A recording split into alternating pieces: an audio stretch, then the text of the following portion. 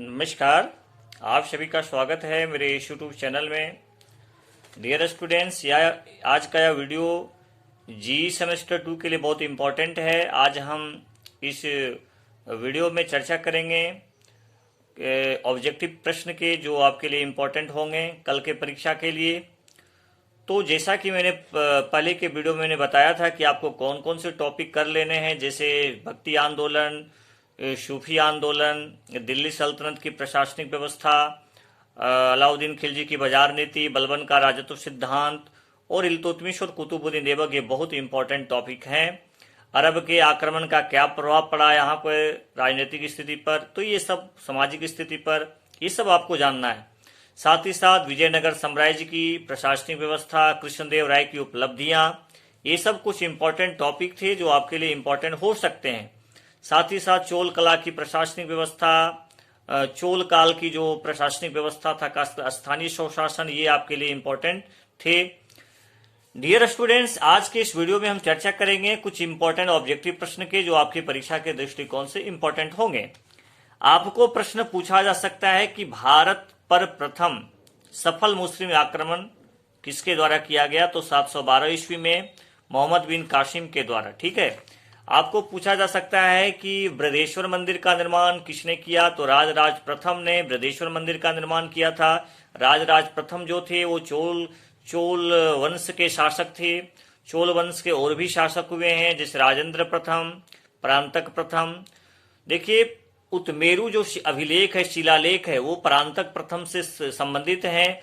और यदि हमको चोल काल की स्थानीय प्रशासन के विषय में जानकारी रखना है तो उत्मेरु जो अभिलेख है, शिलालेख जो इनका है और परांतक प्रथम से संबंधित है, वो बहुत इंपॉर्टेंट स्रोत है स्थानीय स्वशासन के विषय में जानकारी का। ठीक है, तो ये आपके लिए इंपॉर्टेंट होंगे। आपको पूछा जा सकता है कि पाल वंश के संस्थापक कौन थे, तो पाल वंश के संस्थापक गोपाल थे। आपको पूछा जा सकता है विक्रमशिला विश्वविद्यालय के संस्थापक कौन थे, तो धर्मपाल थे। ठीक है, तो कुछ कुछ चीजें हैं जिसको आपको पूछा जा सकता है। देखिए, थोड़ा सा ध्यान रखिएगा, ये सब आपके लिए इंपॉर्टेंट हो सकते हैं। आपको पूछा जा सकता है कि तहकीक ए हिंद की रचना जो है किसने की, तो तहकीक ए हिंद की जो रचना है वो अल-बरूनी ने किए। ठीक है, अल-बरूनी जो है सो बहुत इंपॉर्टेंट इतिहासकार थे और वे जो है सो 11वीं सदी में जो है सो मोहम्मद गजनवी के साथ वो भारत आए थे। ठीक है, पुराणों का अध्ययन करने वाला जो है सो प्रथम मुसलमान थे अल-बरूनी। तो ये आपके लिए इंपॉर्टेंट हो सकता है। ठीक है, चलिए, आपको पूछा जा सकता है कि नालंदा एवं विक्रमशिला को नष्ट किसने किया, तो बख्तियार खिलजी। ठीक है, बख्तियार खिलजी ने जो है सो नालंदा विश्वविद्यालय को नष्ट किया था। आपको पूछा जा सकता है कि सोमनाथ मंदिर पर जो मोहम्मद गजनवी ने आक्रमण किया वो कब किया, ये बहुत बार पूछा है, तो 1026 ईस्वी में, याद रखिएगा। ठीक है, आपको पूछा जा सकता है कि तराइन का जो है सो प्रथम युद्ध कब हुआ, तो तराइन का प्रथम युद्ध जो है सो 1191 ईस्वी में हुआ था। किसके किसके बीच हुआ था, तो मोहम्मद गोरी और पृथ्वीराज चौहान के बीच हुआ था। इसमें जो है सो गोरी पराजय हुए थे और पृथ्वीराज विजय हुए थे। लेकिन द्वितीय जो युद्ध है तराइन का वो 1192 ईस्वी में हुआ था, पृथ्वीराज और गौरी के बीच में, और इसमें जो है सो पृथ्वीराज चौहान पराजित हो गए थे। ठीक है, और भारत में मुस्लिम शक्ति की स्थापना का जो है सो रास्ता यहाँ पर साफ हो गया था। थोड़ा सा ध्यान रखिएगा, 1194 ईस्वी में चंदवारा का युद्ध हुआ, गौरी बनाम जयचंद, और जिसमें जयचंद जो है सो पराजित हो गए थे। ठीक है, थोड़ा सा ये सब जो है सो आपके लिए इंपॉर्टेंट हो सकते हैं। आपको पूछा जा सकता है कि गुलाम वंश के संस्थापक कौन थे, तो गुलाम वंश के संस्थापक जो थे वो कुतुबुद्दीन ऐबक थे। ठीक है, चलिए, ये सब जो है सो आपको पूछा जा सकता है कि दिल्ली सल्तनत के कौन से ऐसे शासक थे जिन्होंने लाल बख्श की उपाधि धारण की, तो ये कुतुबुद्दीन ऐबक थे। ठीक है, अधिक दान करने के कारण जो है सो इनको लाख बख्श कहा गया, लाख बख्श कहा गया। और कुरान ख्वा की उपाधि भी जो है सो कुतुबुद्दीन ऐबक के द्वारा हुआ। ठीक है, कुतुबुद्दीन ऐबक का उपाधि था। आपको पूछा जा सकता है, थोड़ा सा ध्यान रखिएगा ये सब चीज को, कि चांदी का टंका किसने जारी किया, तो इल्तुतमिश ने जारी किए। इक्ता प्रथा का प्रारंभ भी जो है सो इल्तुतमिश ने किए। और चालगानी जो व्यवस्था था, गुलामों का जो 40 लोगों का एक समूह होता था, है ना, तो उसकी जो उसका जो निर्माण जो है, स्थापना जो है, वो इल्तुतमिश के द्वारा किया गया था, है ना। तो ये आपके लिए इंपॉर्टेंट हो सकता है कि तुर्क ये चालगानी जो है उसकी स्थापना किसके द्वारा हुआ, तो ये आपका इल्तुतमिश के द्वारा हुआ। दिल्ली सल्तनत का जो है वास्तविक संस्थापक एक तरह से कहिएगा वो इल्तुतमिश ही था, ठीक है। तो ये सब कुछ कुछ चीजें हैं जिसको आपको थोड़ा सा ध्यान रखना है। आपको पूछा जा सकता है कि वो 40 गुलामों का जो संघ होता था उसको नष्ट किसने किया, समाप्त किसने किया, तो बलबन ने किए। आपको पूछा जा सकता है कि सिजदा और पैबोस की प्रथा गुलाम वंश के किस शासक ने शुरू किए, तो बलबन ने शुरू किए थे सिजदा और पैबोस की प्रथा, ठीक है। तो ये सब जो है सो बहुत बहुत इंपॉर्टेंट है। बलबन का राजत्व सिद्धांत आपके लिए एग्जाम के दृष्टिकोण से बहुत इंपॉर्टेंट हो सकता है, ठीक है। ये सब थोड़ा सा ध्यान रखिएगा।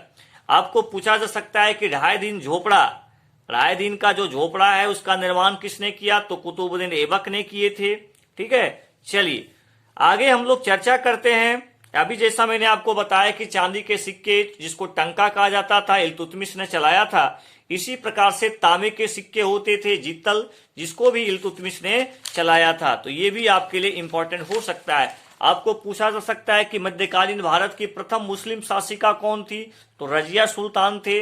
रजिया सुल्तान किसकी बेटी थी, तो इल्तुतमिश की बेटी थी, ठीक है। थोड़ा सा ध्यान रखिएगा। उनकी जो शासन व्यवस्था का जो टाइम है वो 1236 से लेकर के 40 ईस्वी है। तो ये सब जो है सो थोड़ा सा ध्यान रखिएगा, तो आपको किसी तरह का कोई दिक्कत नहीं होगी। चलिए आगे हम लोग चर्चा करते हैं। खिलजी वंश के संस्थापक कौन थे, आपको पूछा जा सकता है। तो जलाउद्दीन खिलजी जो है सो खिलजी वंश के संस्थापक थे, ठीक है।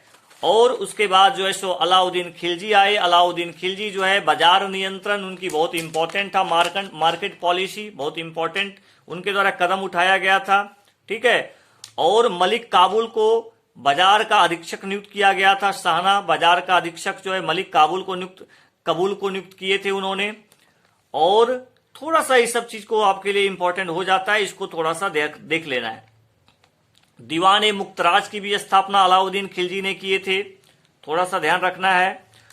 देखिए भूमि की पैमाइश के आधार पर लगान की वसूली इसने किया। उपज का 50% भूमि कर खराज के रूप में लिया इसने, 50% टैक्स इसने लिया।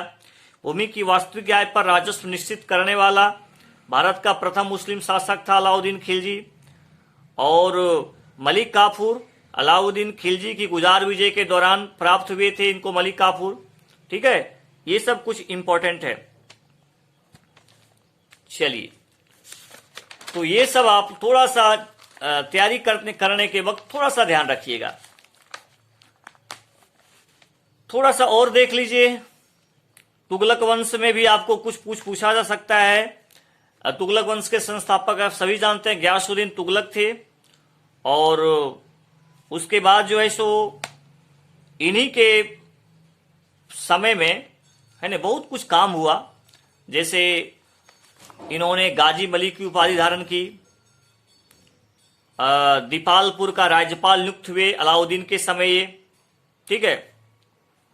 सैन्य कार्य जो है इन्होंने मंगोल को भारत से भगाया। मलिकुल गाजी की उपाधि धारण की। अन्य नाम इनका गाजी बेग तुगलक था, है ना। अकाल के समय इन्होंने भूमि कर माफ किया। राजस्व वसूली में सरकारी कर्मचारियों के हिस्सों की जगह पर कर मुक्त जागीरें प्रदान की। तो ये सब कुछ इंपॉर्टेंट है। आपको पूछा जा सकता है कि इब्न बतूता जो है कहाँ का यात्री था, तो मोरक्को मूल रूप से अफ्रीकी। और किनके समय में भारत आगमन हुआ था, तो मोहम्मद बिन तुगलक के समय भारत आए थे। इनकी रचना क्या है, किताबुल रेहला। किताबुल रेहला के जो है सो लेखक कौन है, तो इब्न बतूता थे, ठीक है। चलिए सल्तनत काल में डाक व्यवस्था का इन्होंने विस्तृत विवरण दिया है। किसने, इब्न बतूता ने। आपको पूछा जा सकता है दीवान ए अमीर कोही की स्थापना किसने की, तो मोहम्मद बिन तुगलक ने। ये कृषि विभाग से संबंधित है, ठीक है। चलिए ये सब कुछ इंपॉर्टेंट है।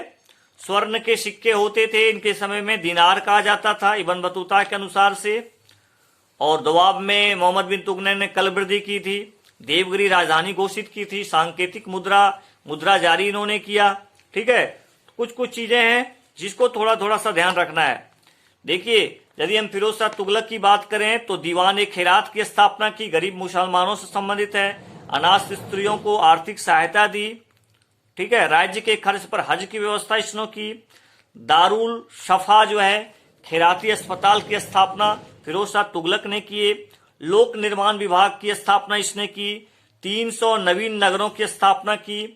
प्रमुख नगर की स्थापना जो फिरोज शाह तुगलक ने किए वो फतेहाबाद थे, हिसार थे, फिरोजपुर थे, जौनपुर थे और फिरोजाबाद। आपको पूछा जा सकता है जौनपुर की स्थापना किसने की, तो फिरोज शाह तुगलक ने की। ठीक है, चलिए, 5 बड़ी नहरों का निर्माण इसने किया। सिंचाई कर लगाने वाला दिल्ली का प्रथम सुल्तान था फिरोज शाह तुगलक, थोड़ा सा ध्यान रखिएगा। ब्राह्मणों पर जजिया कर लगाने वाला यह भी व्यक्ति था फिरोज शाह तुगलक।